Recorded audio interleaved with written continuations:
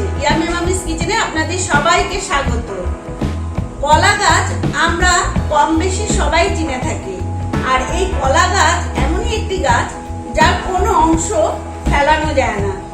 পাতা থেকে কলা গাছের যে গায়ের যে খোলটা, সেটা সবকিছুই ব্যবহার হয়। কলার মোচা, কলার থোড়, হ্যাঁ, আর কলা তো ব্যবহার হয়। এমনকি বিয়ে বাড়িতে ডেকোরেশনের জন্য কিন্তু এই কলা গাছ ব্যবহার হয়। আপনারা ভাবছেন রান্নার ব্যাপারে কলা গাছ নিয়ে এত কেন কথা বলছি? হ্যাঁ, আজ আমি এই কলা গাছেরই একটি রেসিপি আপনাদের দেখাবো। কলা হয়ে যাওয়ার পরে আমরা যে ভেতরের যে অংশটা কলা গাছের, ওটাকে আমরা থোড় বলি। আজ আমি এই থোড় দিয়েই আপনাদের একটা রেসিপি তৈরি করে দেখাবো। আর এই সপ্তাহে পরপর 3 দিন আমি কিন্তু এই কলা গাছ, কলার মোচা, কলার থোড়, কলার মোচা এইসব দিয়েই আপনাদের রেসিপি তৈরি করে দেখাবো। আজ আমি দেখাবো থোড়ের একটা রেসিপি। চলুন আর কথা না বাড়িয়ে শুরু করে দিই। থোড়ের রেসিপি করার জন্য আমি এখানে একটা থোড় নিয়েছি। দেখুন,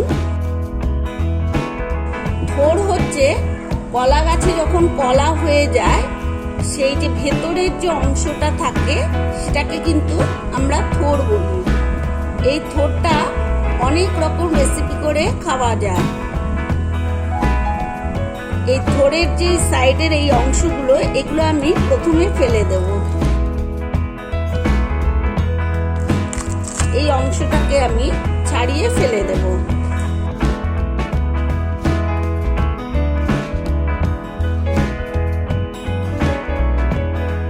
থোড় যদি খুব কচি হয় তাহলে এই সাইডগুলো কিন্তু না ফেললেও হয়, আর যদি থোড়ে একটু আঁশ হয়ে যায় তাহলে কিন্তু এই সাইডের এগুলো আমরা যেমন আলু টালু ছাড়াই, ঠিক সেইভাবে এই সাইডের অংশগুলোকে কিন্তু ছাড়িয়ে নিতে হবে।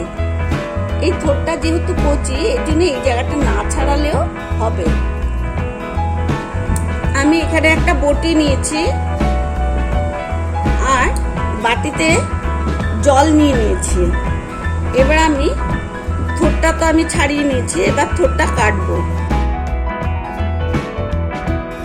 থোড় কাটলে পরে ঠিক এরকম সুতোর মতন একটা জিনিস বেরোয়। এটা কিন্তু হাতে করে পেঁচিয়ে নিতে হবে, কেন তো থোড়ের মধ্যে কেমন এই সুতোগুলো মুখে পড়লে কিন্তু ভালো লাগে না। এইভাবে গোল গোল করে পাতলা পাতলা করে কেটে নিতে হবে। দেখুন, এই যে সুতোর মতন অংশটা, এগুলো কিন্তু আমি দেব না। থোড়টা যেহেতু কচি, তাই আমি এই সাইডগুলো এইভাবে, যদি শক্ত হতো তাহলে এইভাবে কিন্তু ছাড়িয়ে নিতে হতো। যেহেতু থোড়টা খুব কচি, তাই কিন্তু আমি এই সাইডের অংশগুলো ছাড়াচ্ছি না।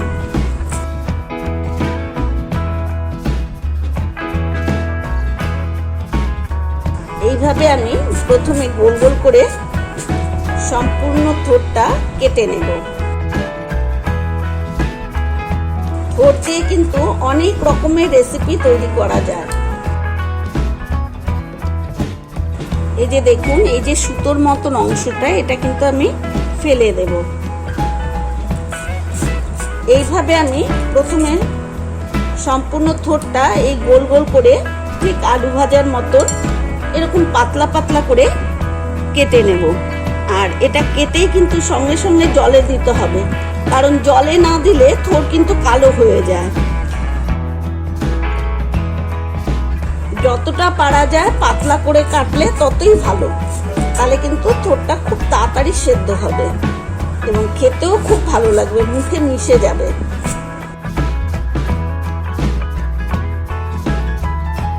দেখুন, এরকম সুতোর মতন একটা অংশ, এই সুতোর মতন অংশটাই কিন্তু আমি এইভাবে আঙুলে পেঁচিয়ে নিচ্ছি। এটা শুধু যদি কাটা হয় তাহলে কিন্তু খেতে ভালো লাগবে না, এটা মুখে পড়লে খুব বাজে লাগে খেতে। দেখুন, এইভাবে আমি আঙুলে এইভাবে পেঁচিয়ে নিচ্ছি।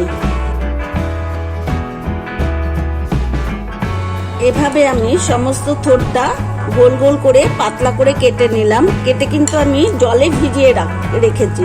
জলে ভিজিয়ে রাখলে কি হয়, থোরটা কিন্তু কালো রঙের হয়ে যাবে না, যেরকম সাদা ওই রকমই সাদা থাকবে। এইভাবে জলের মধ্যে ভালো মতন ভিজিয়ে এটা রাখতে হবে। এবার আমি দেখাচ্ছি এরপরে কিভাবে আমি কাটবো থোরটা।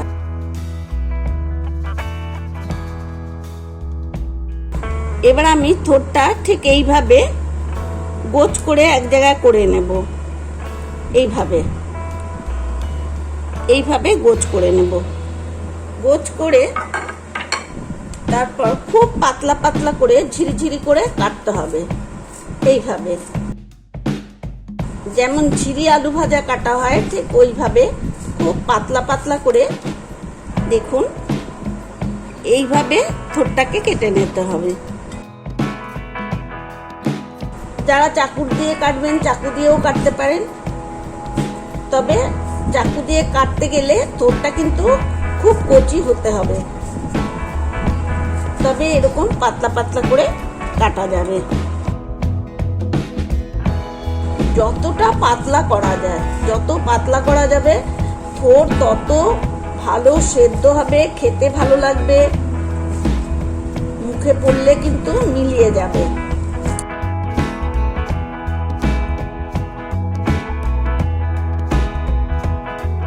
একদম এরকম ঝিরিঝিরি করে থোরগুলোকে কেটে নিতে হবে। এভাবে আমি সমস্ত থোরগুলো কেটে নেব।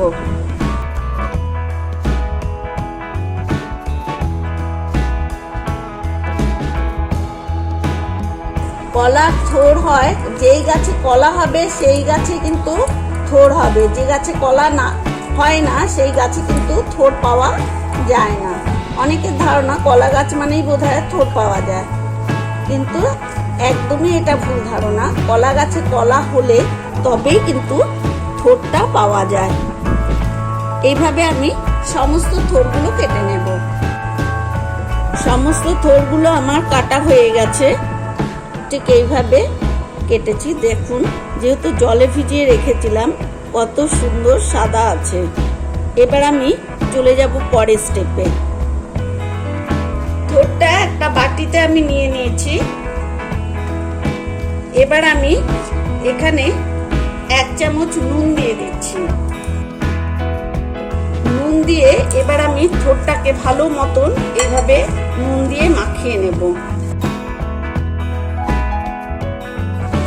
এভাবে আমি নুন মাখিয়ে বেশ কিছুক্ষণ এটা কিন্তু রেখে দেব, প্রায় ঘন্টাখানেকের মতন। আর যদি কারোর হাতে অতটা টাইম না থাকে 30 মিনিটের মতন রাখলেও হবে। এভাবে আমি থোরটা নুন মাখিয়ে রেখে দেব। 30 মিনিটের ওপরে হয়ে গেছে, আমি নুন মাখিয়ে রেখেছিলাম। এবার আমি থোরগুলোকে ভালো মতন কচলে নেব। এইভাবে ঠিক আটা মাখার মতন করে এইভাবে জোরে জোরে চেপে চেপে আমি এই থোরের ভেতরে যে জলগুলো আছে এই জলটা কিন্তু আমি নিংড়ে বের করে দেব। যেহেতু আমি নুন মাখিয়ে রেখেছিলাম ওই কারণে নুনের যে জল আর থোরের ভেতরে যে জলটা থাকে ওটা কিন্তু খুব সহজেই বেরিয়ে আসবে।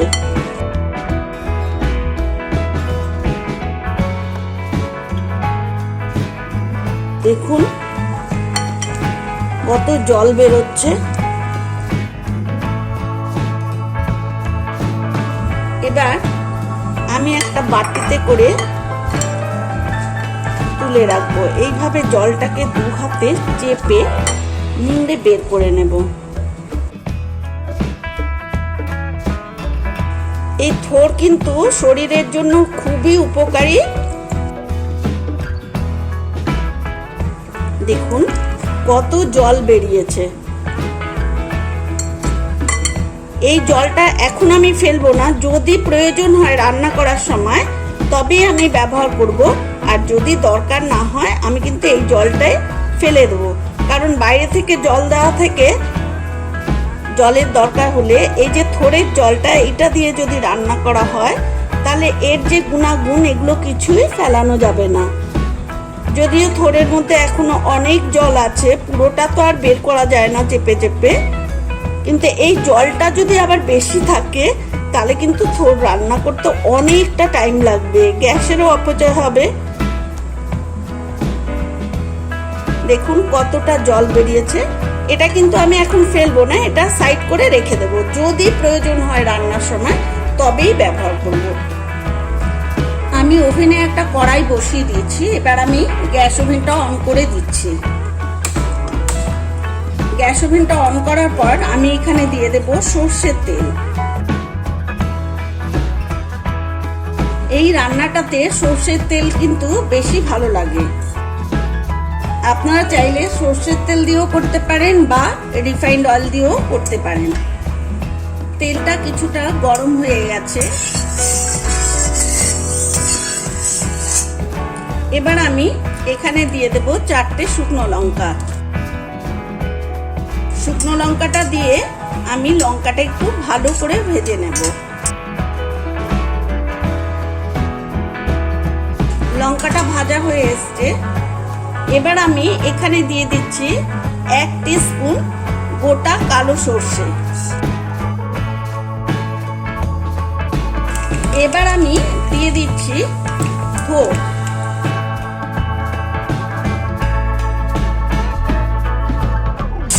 এভাবে থোড় করলে খেতে কিন্তু খুবই ভালো লাগে, বিশেষ করে গরম ভাতের সাথে।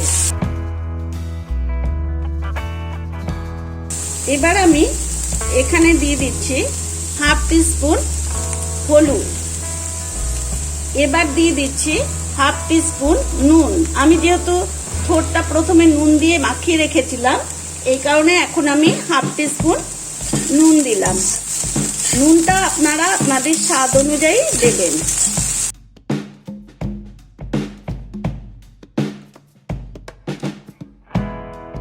এবার আমি এখানে দিয়ে দিচ্ছি চিনি। আমি এখানে 2 টিস্পুন চিনি দিয়ে দিলাম। এই চিনিটাও আপনারা আপনাদের স্বাদ অনুযায়ী দেবেন, তবে এই রান্নাটা একটু মিষ্টি মিষ্টি খেতে আমার ভালো লাগে, তাই আমি এখানে 2 টিস্পুন চিনি দিলাম। আপনারা আপনাদের স্বাদ অনুযায়ী দিতে পারেন। এই সময় গ্যাস ওভেনটা আমি মিডিয়াম করে দিচ্ছি।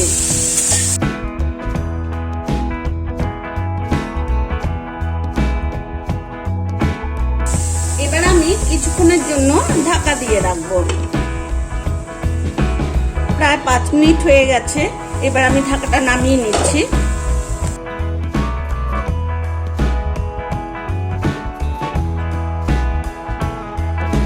এভাবে আমি আবারও ঢাকাটা দিয়ে দেব কিছুক্ষণ নাড়াচাড়ার পর। বেশ কিছুক্ষণ হয়ে গেছে, এবার আমি ঢাকাটা নামিয়ে নিচ্ছি।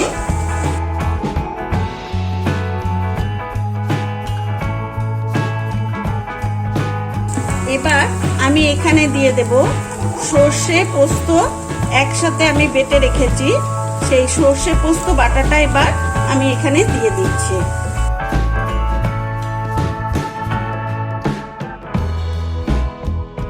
সর্ষে পোস্ত বাটি ধোয়া জলটা এবার আমি এখানে দিয়ে দিলাম। এবার গ্যাস ওভেনটা আমি একদম লো আঁচ করে দিলাম। এবার আমি 1 টিস্পুন কাঁচা লঙ্কা বাটা দিয়ে দিচ্ছি।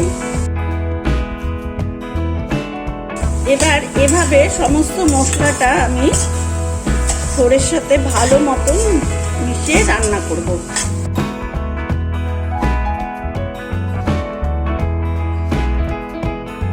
এবার আমি এখানে দিয়ে দিচ্ছি থোড় যে এই করেছিলাম তার যে জলটা, সেই জল আমি অল্প কিছুটা দিয়ে দিচ্ছি। এইভাবে ভালো মতন নাড়াচাড়া করে আমি আবার ঢাকাটা দিয়ে দিচ্ছি।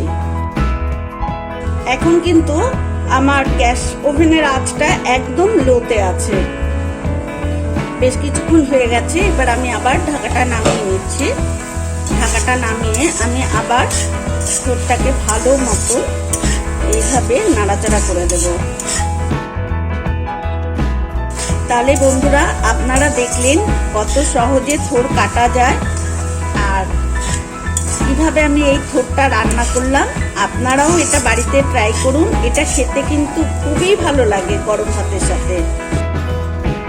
আমার এই ভিডিওটা যদি আপনাদের ভালো লেগে থাকে লাইক, শেয়ার এবং কমেন্ট করবেন। আর যারা আমার এই চ্যানেলটাকে নতুন দেখছেন প্লিজ তারা সাবস্ক্রাইব করবেন আর পাশে থাকা বেল আইকনটা ক্লিক করতে কিন্তু একদম ভুলবেন না। তাহলে আমি আগামী দিনে যেসব ভিডিও দেব আপনাদের কাছে খুব সহজেই পৌঁছে যাবে। এইভাবে আমি আবার কিছুক্ষণ ভালো মতো নাড়াচাড়া করে দেব।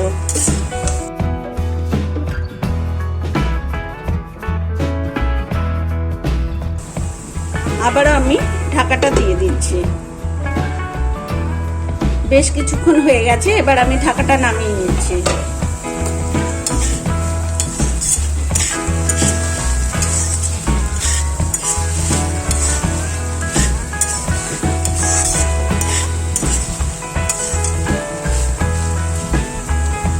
এবার আমি গ্যাস ওভেনটা অফ করে দিচ্ছি আর ঢাকাটা দিয়ে দিলাম 2 মিনিট স্ট্যান্ডিং টাইমের জন্য।